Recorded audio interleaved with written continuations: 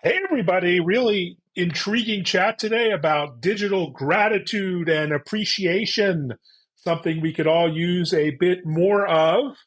And we have a company that's leading the way in this space. Aaron from Kudo Board, how are you?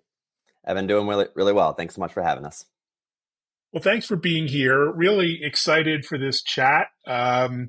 Intriguing concept. Maybe get started, set the scene. Who is Kudo Board? And what's the inspiration behind its creation? Yeah, absolutely.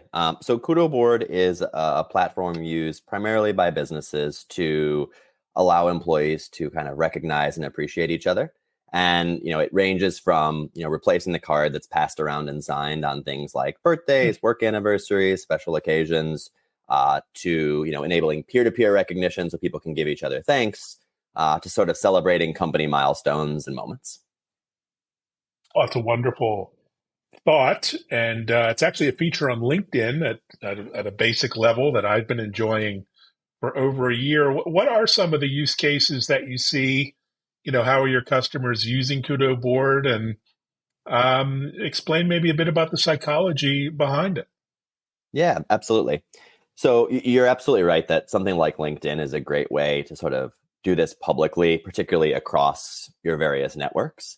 Mm, Oftentimes, companies want to give their employees a space to do this sort of on a more private basis. So when celebrating, someone got a promotion or a work anniversary or whatever else, and allowing, their colleagues within the company to recognize them.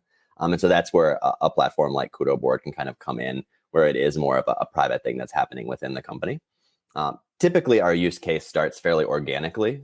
So we often see individual teams adopt Kudo Board. Maybe someone retires and someone will go out and actually ad hoc purchase a single Kudo Board for that individual.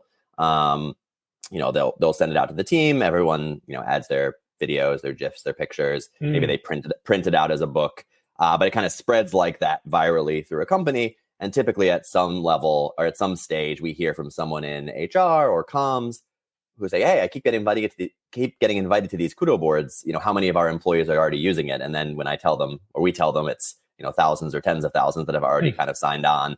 That oftentimes triggers a conversation about making it company wide and integrating it, automating it, doing some of the things that typically folks that are in charge want to make sure that their platforms do. Yeah, that's really intriguing. Talk about workplace culture in this era of hybrid work and remote work still. Many of us are working from home, don't feel necessarily that connection. Was that one of the drivers behind the service? Yeah, it's a great question. So we've been around for a little while now. We started in Hmm. 2015, but we certainly Oh, saw okay. a lot of growth, uh, sort of spurred by that shift in work culture from most folks being in the office 5 days a week to a lot of folks being either remote or now hybrid. You're absolutely right, Evan. Like, folks are looking for ways to allow their employees to remain feeling connected to each other and sort of to the company culture at large, and that's harder when you're not in the same place 5 days a week. And I think there's some tremendous benefits to hybrid work, but it's harder to keep everyone Hmm. connected and in the same place. Yeah, to say the least. Well, it's hard to talk about something without seeing it, so I brought up your website here. Maybe describe the different customization options and walk through the different features that I see here. How does it get personalized and et cetera, et cetera? Yeah. So, what you're looking at are some of the different board backgrounds, and we have, artists that create these for us. But certainly, Nice. as a company, you can also, as you can imagine, like upload your own kind of custom art, both for the board backgrounds, but then also to allow people to add sort of custom posts. Oftentimes, companies will add their own like branded imagery, branded GIFs, things like that onto the site. Um, but if you go back up, Evan, um, Mm, and maybe I don't know if you can make that screen just a little bit wider. I sure. don't know if that's possible. And then go down and maybe click on, keep going down. Trying to see if, yeah, maybe one of these samples. So if you want to click on, for instance, go down to the farewell, or birthday's fine. Yeah. Um, Yeah. yeah, go to the farewell, and that's fine. Um, and so if you click view Kudo board, and you can Let me make it see. wider if you want, so it's not a single column. but you'll see like these different posts where people will add, their pictures, their videos, their messages, just to kind of make it personal. Right. So a little bit Right. more, and oftentimes we find that like when you have something like LinkedIn, because it's sort of you're being viewed by many, many different places, you can't be as yourself as you can on a platform like KudoBoard. So. Right. Well, it's very elegant, very nicely designed, and I imagine the fact that it gets the imprimatur of the company means security doesn't worry about some weird service sending around messages that look like they might be phishing emails or something in the company. That's probably appreciated as Yeah, no, well. you're absolutely right. Like us, that's always part of the process of getting folks set up. So like getting them on single sign-on, getting our IP addresses approved by IT, like all those things that you're referencing to make sure that people understand like it is a trusted service, one that's been approved. Um, and oftentimes it happens because someone starts using it organically, and then someone from IT sees it and says, "Hey, wait, we need to make sure that this gets approved before it gets continued using." And that's a good conversation to have, and one we're always happy to have. Yeah, talk about your customers a bit. I mean, who's adopting your technology? Is it mostly large organizations, as mid tier, all over the map?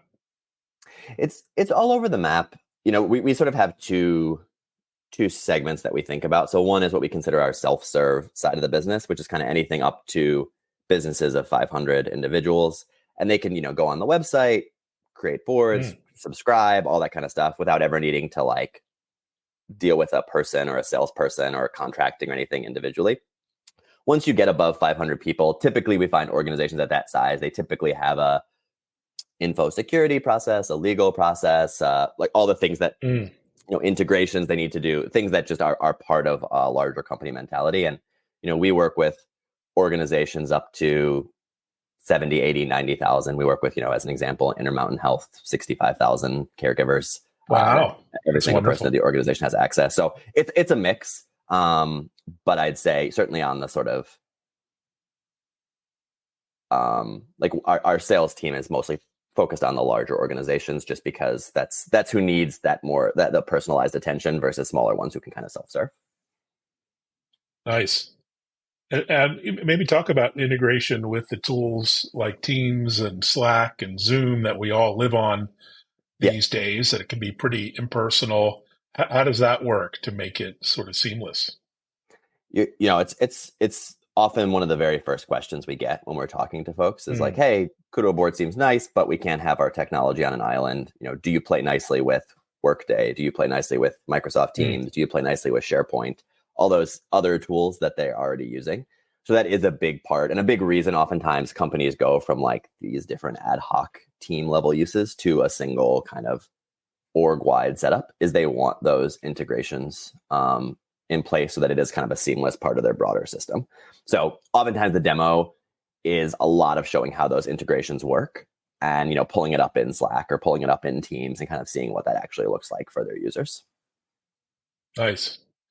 You must have a lot of anecdotes and favorite moments where Kudo Board, had an impact, people and the teams.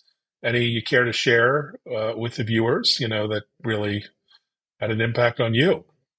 Sure. So one thing that KudoBoard is used by a lot of different health systems in the Mm. US.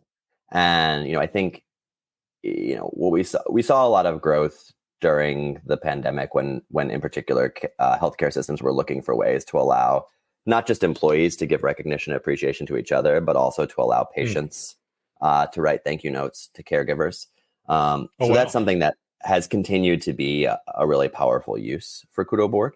It's something that, for instance, Cleveland Clinic has had an ongoing board for the past 4 years. It's just a place where patients can write thank you notes to the caregivers who impacted their lives, Oh, lovely. um, which is great. And we oftentimes see, like for things like Doctors' Day or Nurses Week, um, organizations will set up a particular board or campaign and share it out with their patient populations and allow them to say thanks. And those can be really powerful, and we're glad to be able to do that. Another one that I've always thought is kind of neat is the Carter Center has used Kudo Board for the past, I want to say, 5 years to wish Jimmy Carter happy birthday each year.